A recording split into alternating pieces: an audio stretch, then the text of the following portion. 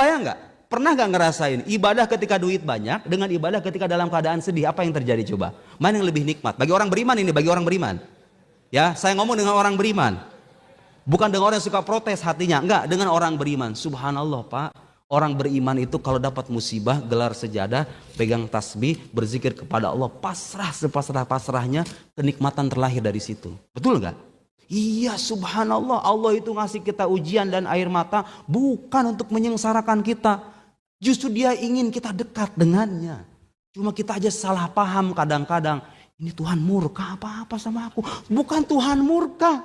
Memang Tuhan ingin Anda mengetuk pintunya. Ya Allah, Ya Rabb, Ya Arhamar Rahimin. Nabi mengajari kita di tengah penderitaannya dengan siksaan kaumnya itu. Nabi mengatakan Ya Arhamar Rahimin. Masih ngucap kepada Allah, wahai yang maha pengasih dari segala pengasih. Bisa Anda ngomong kayak begitu di saat terhimpit, di saat terlilit hutang oleh judi online. Ngomong sama Allah, Ya Arhamar Rahimin. Wahai Tuhan yang maha pengasih. Mau dipenjara ngomong ya wahai Tuhan yang maha pengasih. Bisa. Sebagai bukti hati Nabi kita itu beda dari yang lain. Manusia biasa mah gak bakal ngomong kayak begitu, betul gak? Pelan-pelan dia mempertanyakan, Tuhan adil apa kagak sebetulnya sama saya? Manusia biasa itu. Apalagi imannya tipis. Nabi Muhammad SAW gak begitu. Bapak tahu dalam sebuah riwayat yang sahih, ketika Nabi Muhammad dalam keadaan sedih itu, bahkan di dalam sebuah riwayat sahih dikatakan ujian yang beliau terima dari orang Taif itu adalah ujian terberat melampaui ujian yang beliau terima ketika perang Uhud. Dan Anda tahu perang Uhud itu seperti apa? Nabi Muhammad giginya sampai berdarah. Di Taif ini ujiannya jauh lebih berat ketimbang perang Uhud itu. Penderitaan kaum muslim seperti apa di perang Uhud? Nabi Muhammad di Taif penderitaannya lebih dahsyat ketimbang penderitaan dalam peristiwa Uhud. Datang malaikat Jibril, ya Muhammad, laqad alimallahu qawla qauminka lak. Muhammad, Allah sudah tahu perkataan kaummu terhadapmu itu. Wa maraddu alaik, dan balasan mereka terhadapmu itu Allah sudah tahu. Malaikat Jibril datang mengabari Nabi bahwa Allah sudah tahu perlakuan orang-orang Taif, Bani Thaqif itu. Wa qad ba'atsallahu malakal jibal, Allah mengutus malakul jibal, malaikat penjaga gunung. Li ta'murahu bima syi'it, supaya engkau merintahkan dia, terserah kamu mau ngapain deh, kata malaikat Jibril alaihissalam. Fanadani fasallama alayya malakul jibal.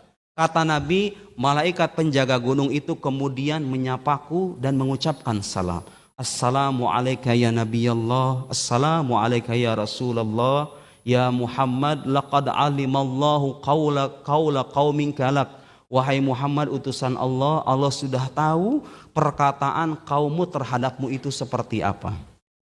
Wa qad ba'athani ilaika rabbuk, Allah Tuhanmu mengutusku untukmu. Li ta'murani amrak, supaya engkau memerintahkanku dengan perintahmu. Wa bima syi'ta, terserah kamu mau apa saja. In syi'ta an utbiqa alaihim al-akhshabain fa'al.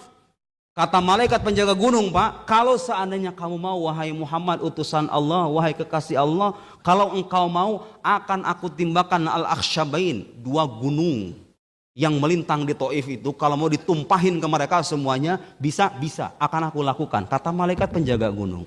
Subhanallah, Nabi Muhammad sallallahu alaihi wasallam mendapatkan tawaran begitu, Pak. Apa jawabannya? Bal arju ayyukhrijallahu min aslabihim may ya'budullaha la yusyriku bihi syai'a. Tidak usah. Justru aku berharap agar kelak Allah mengeluarkan dari tulang sulbi mereka orang yang akan menyembah Allah dan tidak menyekutukannya. Subhanallah, itu bukan hati manusia biasa, Pak. Dari kisah itu aja kita udah tahu itu Nabi beneran. Gak mungkin manusia normal kayak begitu, betul gak? Anda kadang bermusuhan dengan tetangga saja udah nyumpah-nyumpahin kan, mati lu sekalian. Kan begitu kalau kita nih manusia normal, tetangga doang yang cuma konflik gara-gara tanah sepetak dua petak gitu doang, itu bisa-bisa kita nggak tegur sapa selama setahun 2 tahun. Kadang-kadang kita nyumpahin keturunannya, durhaka 7 keturunan kita nyumpahin orang. Kadang-kadang Nabi Muhammad sallallahu alaihi wasallam sebagai bukti bahwa hatinya itu adalah hati seorang nabi, tidak ada perasaan semacam itu. Subhanallah, Pak, kalau kita baca Al-Quran, nabi itu semuanya orang mulia ya, hatinya mulia semuanya. Cuma pada akhirnya tetap aja beda itu, nabi itu. Anda pernah mendengar doanya Nabi Nuh kepada kaumnya? Rabbi la tadhar alal ardi minal kafirina dayyara innaka intadharhum yudillu ibadaka wala yalidu illa fajiran.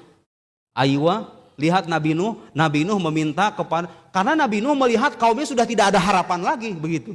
Sudah tidak ada harapan lagi, minta sama Allah supaya dimusnahkan semuanya. Nabi Muhammad sallallahu alaihi wasallam, bal arju ayyukhrijallahu min aslabihim may ya'budullaha la yusyriku bihi syai'a. Anda kalau membaca Al-Qur'anul Karim, lihat Nabi Muhammad dengan Sayyidina Abu Bakar dalam peristiwa hijrah ini ya, ketika kita masuk ke episode selanjutnya, dalam peristiwa hijrah mengatakan apa sama Sayyidina Abu Bakar? La tahzan innallaha ma'ana. Jangan bersedih, Allah bersama kita. Allah yang didahulukan, Pak. Anda lihat Nabi Musa ketika dikejar oleh Fir'aun, para pengikut Nabi Musa, innalah mudrakun. Wah, kita kesusul sama Fir'aun dan bala tentaranya. Tahu jawaban Nabi Musa apa? Kalla inna ma'iya robbi, ma'iya robbi. Robbinya itu di belakang. Subhanallah, lihat Pak. Nabi Musa dengan Nabi Muhammad, supaya Anda tahu makom Nabi kita itu jauh melampaui Nabi-Nabi yang lain. Semuanya orang mulia, semuanya orang agung. Tapi tilka rusulu faddalna ba'dahum ala ba'd. Minhum man kallamallah wa rafa'a ba'dahum darajat. Dan Nabi kita itu fi a'la darajat, dalam derajat yang paling tinggi. Nabi Musa di antara doanya diabadikan dalam Al-Quran apa? Rabbishrahli sadri. Setiap orang khutbah bisa ngomong kayak begitu, ya enggak? Rabbishrahli sadri. Rabbi, ya Allah, wahai Tuhanku, ishrahli sadri. Lapangkanlah dadaku. Tahu Nabi Muhammad dibilangnya apa? Alam nashrah laka sadrak. Bukankah kami sudah melapangkan dadamu? Subhanallah, tanpa diminta. Nabi kita itu derajatnya bukan hanya sebatas nabi, tapi itu sayyidul anbiya wal mursalin, imamnya para nabi. Dalam peristiwa Isra Mi'raj kita mendapatkan pelajaran-pelajaran berharga itu. Nabi berjumpa, disambut sama penduduk langit, disambut sama penduduk bumi. Setelah apa itu, Pak? Setelah mendapatkan ujian yang sangat berat. Apa pelajaran berharganya? Sepahit apapun hidup kita, sedalam apapun penderitaan kita, kalau kita masih mengakui Allah sebagai Tuhan kita, pasrah dan berbaik sangka. Lihat doa Nabi, ya arhamar rahimin, anta rabbul mustad'afin. Engkau Tuhan orang-orang yang lemah, wa anta rabbi, dan engkau adalah Tuhanku. Ila man takiluni, ila ba'idin yatajahamuni, am ila aduwin malaktahu amri, illam yakun bika ghadabun alayya fala ubali. Kalau seandainya engkau Allah, ya Allah, dengan apa yang aku terima sekarang ini, seandainya itu tidak membuat engkau marah, aku tidak peduli. Artinya Pak, Nabi Muhammad setelah menderita kemudian pasrah kepada Allah, sekian tahun kemudian, katakan 1-2 tahun kemudian, terjadi peristiwa agung itu. Bumi terhimpit, langit terbuka. Tidak ada kata putus asa untuk orang beriman seharusnya. Sedalam apapun penderitaan kita, Allah Subhanahu wa ta'ala mempersiapkan ganjaran yang berlimpah untuk hamba-hambanya. Kalau kita pasrah, kalau kita belajar untuk menerima, belajar untuk rela, belajar untuk menyesuaikan diri dengan apa yang kita dapat sambil berbaik sangka. Kata kunci, sambil berbaik sangka kepada Allah, menunjukkan ubudiyah di hadapan Allah, Allah akan limpahkan rahmat yang jauh lebih agung ketimbang apa yang kita bayangkan. Sayangnya kadang-kadang kita terlalu overthinking, kemudian kita terlalu berburuk sangka. Tuhan ingin merahmati, kita menyangkanya Tuhan ingin melaknat diri kita sendiri. Tuhan ingin mencurahkan kasih sayang melalui penderitaan, kita menyangkanya Tuhan memberikan murka dan amarah atas perbuatan yang kita lakukan. Tidak. Selama kita hidup benar Pak, selama sholat kita jalankan, iman kepada Allah, iman kepada Nabi tertanam dalam hati, kita mendapatkan ujian. Dalam peristiwa Isra Mi'raj kita mendapatkan pelajaran berharga, bahwa penderitaan yang kita dapat bukan tanda murka ilahi, tapi itu adalah cara Allah ingin meningkatkan derajat kita sendiri. Pelajaran berharga, subhanallah. Alhamdulillah kawan-kawan, itulah tadi video yang cukup panjang untuk kita simak penjelasan Ustadz Nuruddin mengenai Isra Mi'raj. Tetapi bagi para pencari ilmu, bagi orang-orang yang haus dengan ilmu, video ini terasa akan